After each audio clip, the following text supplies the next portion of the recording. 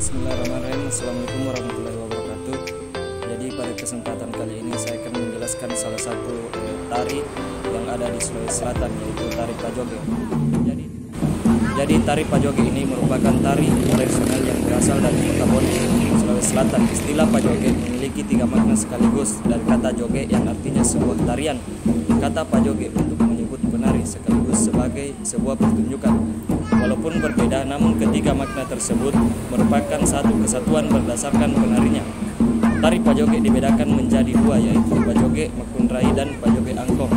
Pajoge Makunrai dipentaskan oleh para gadis, sedangkan Pajoge Angkong dipentaskan oleh penari waria. Dari keduanya, Pajoge Makunrai lebih berkembang dan lebih banyak dipentaskan sampai saat ini.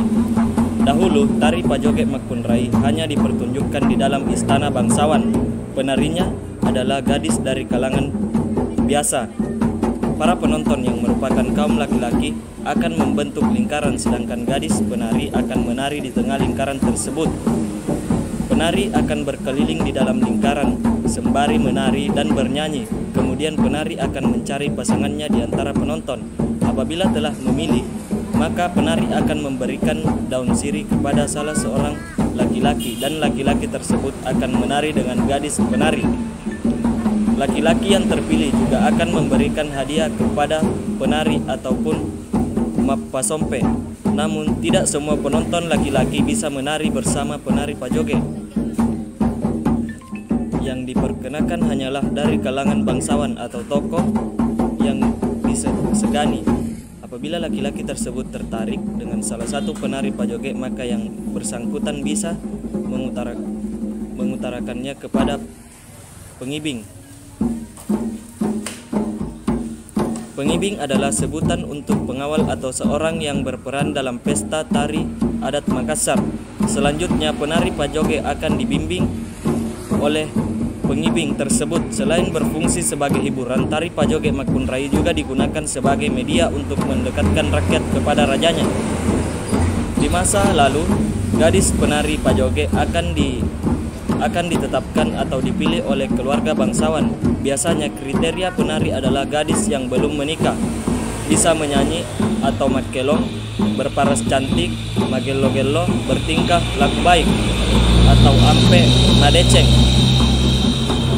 dan postur badan cukup berisi atau malebu-lebu. Jumlah penari biasanya 4, 8, 10 sampai 12 orang atau berjumlah genap. Penari akan mengenakan baju bodo dengan rambut disanggul atau disebut simbolong bunga sibolo. Penari juga mengenakan mahkota segitiga atau junga. Junga ini menjuntai sampai bawah dekat pinggul. Di belakang junga dipasang hiasan pinang.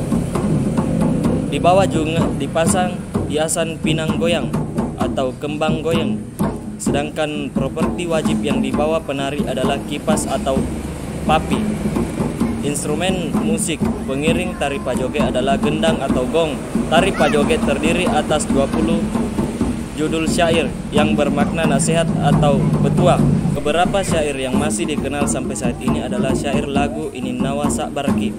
Pementasan akan dibuka dan ditutup oleh induk Pajoge atau pemimpin penari. Oleh karenanya, dia harus selalu siap di samping pemain gendang atau paganrang. Pertunjukan dimulai ketika induk Pajoge bernyanyi atau masita elong. Kemudian yang nyanyi tersebut disambung oleh penari lainnya. Mereka melantungkan syair bersama-sama dengan posisi berkumpul sambil berdiri atau tetong borong.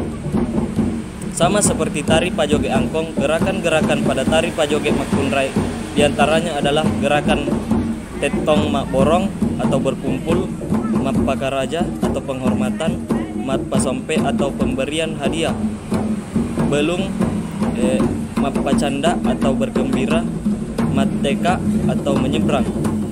Baik, untuk selanjutnya saya akan menjelaskan salah satu sejarah yang ada di Sulawesi Selatan, yaitu sejarah kapal pinisi. Indonesia merupakan negara maritim, negara yang sebagian wilayahnya dikelilingi oleh lautan.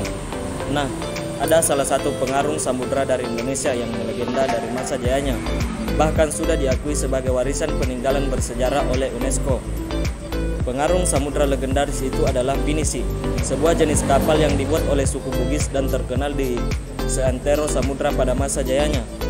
Menurut Kemendikbud, sejarah kapal pinisi dimulai dari pembuatannya pada abad ke-14 Masehi oleh seorang putra mahkota bernama Saweri Gading yang berasal dari kerajaan Luwu. Kala itu, perahu pinisi pertama dibuat dengan menggunakan bahan baku dari pohon yang dikenal sebagai pohon Walendreng atau pohon dewata.